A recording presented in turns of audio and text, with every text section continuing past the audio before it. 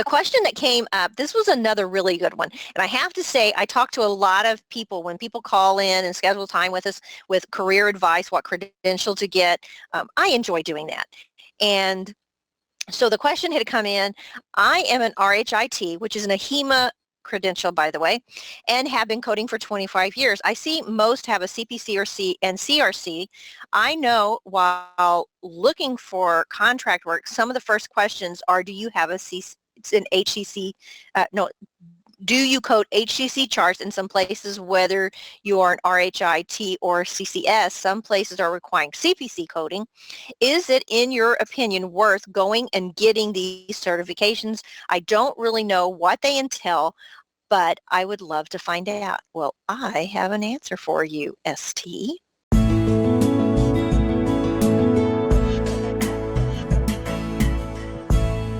The first thing we want to know is everybody needs to understand what an RHIT is, because some people may not be aware of what that credential is.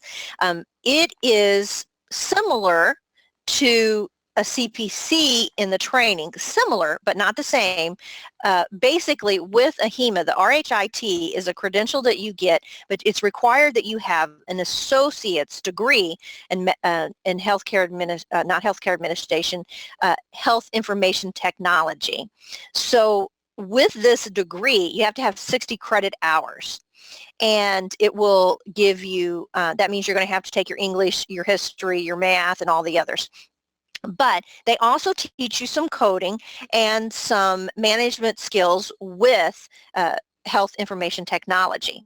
Okay, so that's the main difference regarding having an RHIT and some of the other credentials that we looked at. None of the other coding credentials are you required to have a degree. So the RHIT is an associate degree, and then they also have an RHIA, which is a bachelor's degree that you would get in the same information, but again, you would have a bachelor's. But you're doing similar, but not exactly the same as someone that is a certified coder. Thus, she said she had 25 years of coding experience. Absolutely, you can be a coder with an RHIT. And usually the reason people do decide to get a degree in that is that they want to go into supervision or management. Not that you can't, it's just that if you're working for a hospital, a lot of the times a supervisory or a management job is required to have a degree. So I pulled off of pay scale. A little bit of knowledge is to have about the different credentials and what they entail is understanding the pay scale as well. So, and if a person is an RHIT, could they be in management for, this one is a health information management director, which I would say probably that an RHIA, a bachelor's degree, for you to have a director's position, not an RHIT, but I could be wrong. This is a salary, that this is a profile that they check. So that's around 66,000. Registered, just an RHIT by itself, they run about almost 39,000. And then the health information managers, 58,000. So again, a little, gives you an idea, really quite comparative to having the CPC or multi-credentials, but you notice that it's director, manager, that it's supervisory positions usually when you have a degree. So I do want to highlight here and tell you that you do not have to have a college degree to be a coder, right?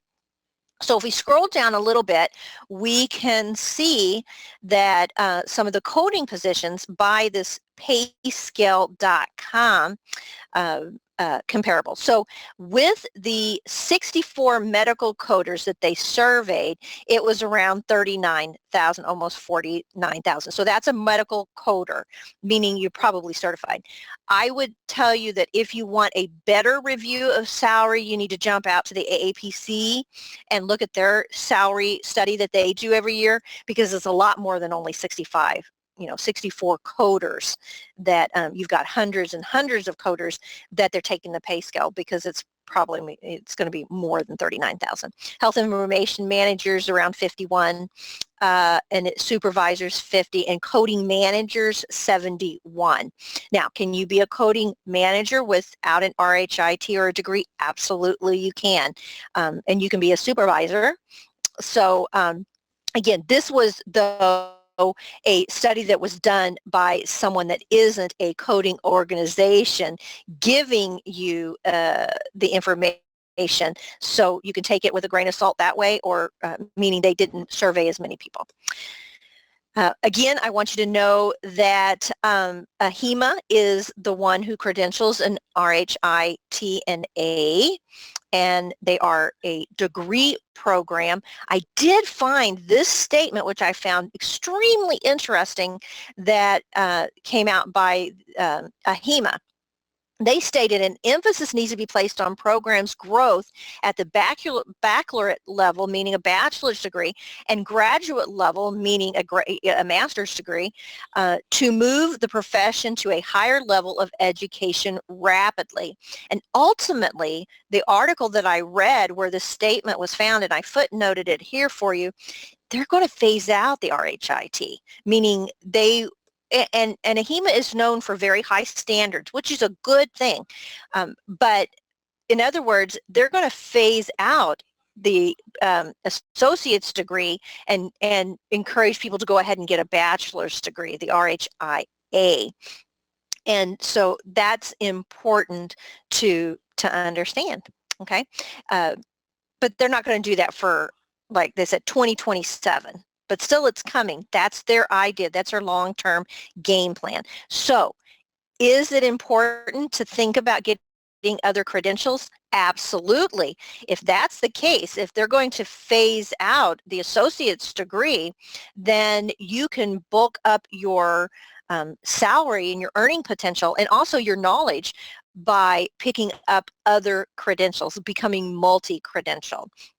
So the CPC in and of itself, the description that came out for that was that they're responsible for overseeing medical coding, and it's used in compliance and medical coding law regulations that they have to make sure that they comply. And it's also used for reimbursement expenses when necessary, because a lot of people forget, and I say this like a mantra, that coders, we don't code we code for statistical purposes. That's what we do. It just happens to be a convenient way to get paid. And so that's what everybody thinks about. But it's much bigger and broader than that. And so it's extremely important that we fall within the guidelines and the compliance. That's what you're being tested on. Anybody can look up a code. It's like looking up a phone number in the telephone book. It's that easy.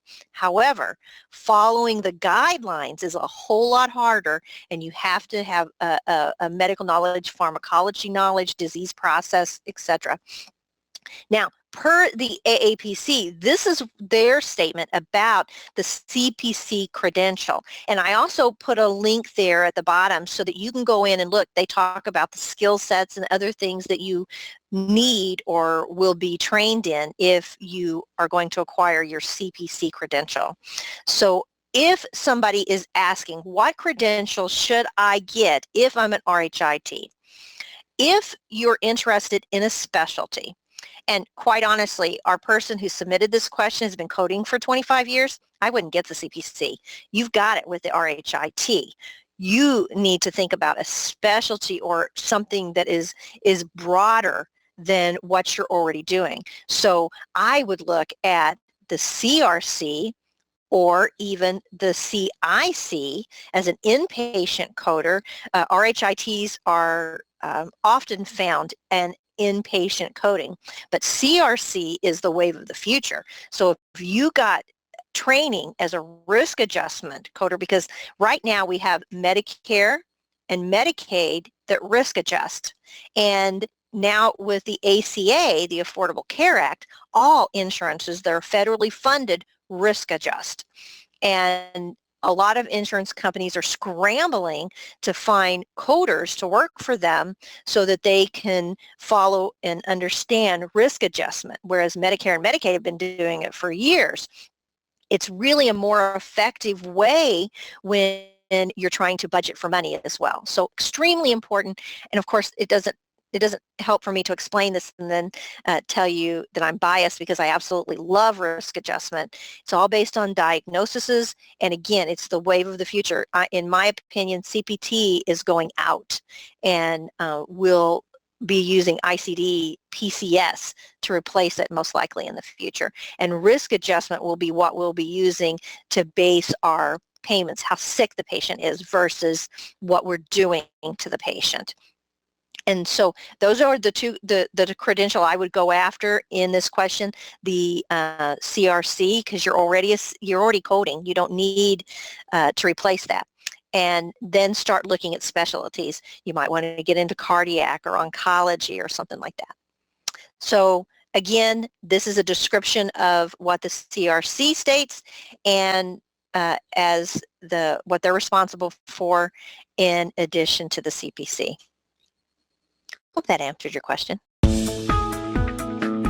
Do you need more medical certification and business training? Learn more at www.cco.us.